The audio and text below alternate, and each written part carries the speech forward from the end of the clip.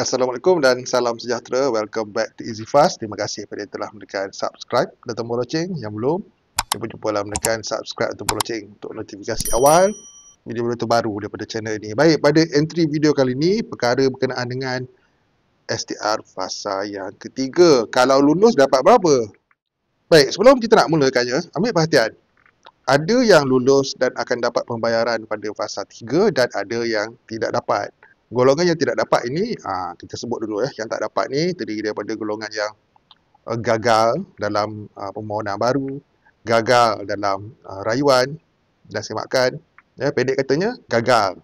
Okey? Tapi kita bukan nak cerita pasal yang gagal, kita nak cakap sekiranya lulus, berapakah amount sahih hakiki yang akan diterima nanti.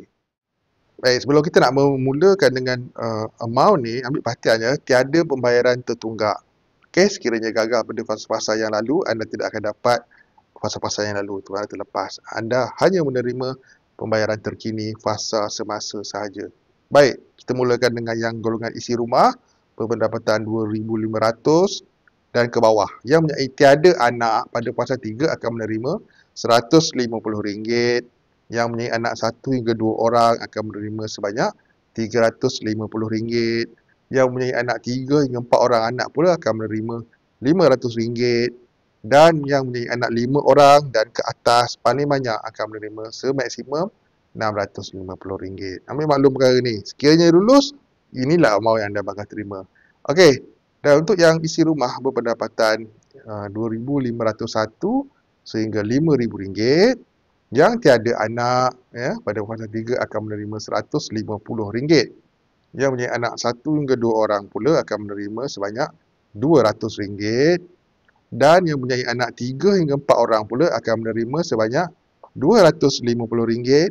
Dan yang mempunyai anak 5 orang dan ke atas sebanyak RM300. Jelas. Ini adalah amount yang bakal diterima sekiranya lulus dan menerima pada fasa 3 nanti untuk golongan isi rumah.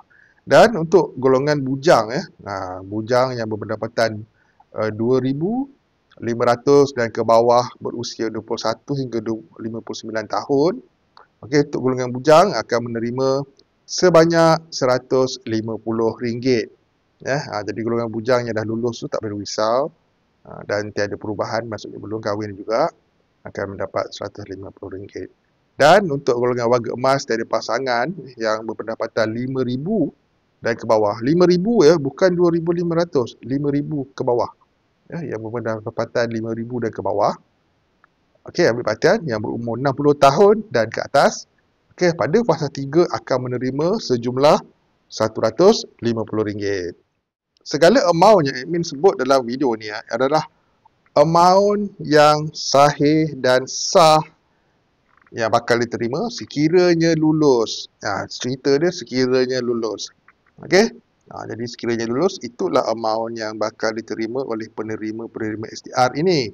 Dan kena jelas tentang perkara ni, tiada pembayaran tertunggak. Masih ramai lagi yang bertanya adakah akan dapat sekiranya bertukar status. Sebagai contoh, ada yang bertanya daripada bujang bertukar kepada berkahwin, maksudnya baru berkahwin. Adakah pembayaran bujang yang terlepas itu mereka akan terima?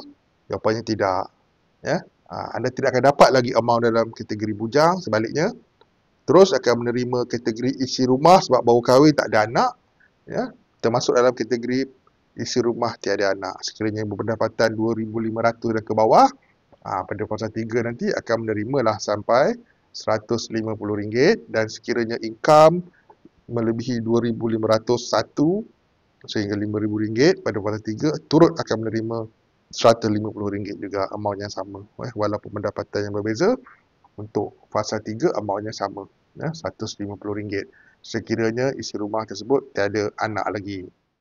Baik, semoga jelas dengan apa yang saya sampaikan tentang amount sekiranya anda lulus. Ambil perhatian, sekiranya lulus, itulah yang akan diterima. Yang macam admin cakap pada awal video tadi, tiada pembayaran tertunggak. Kena faham, tiada tertunggak. Maksudnya kalau yang dah terlepas, burn, tidak ada dibayar secara tunggakan dan sebagainya. STR tiada tunggakan. Baik, semoga jelas dengan apa yang saya sampaikan. Semoga banyak yang menerima nanti. Kita doa yang baik-baik, insyaAllah. Dan sebarang informasi berkenaan dengan perkara ni kita akan maklumkan daripada semasa ke semasa sekiranya ada. Jumpa. Bye-bye.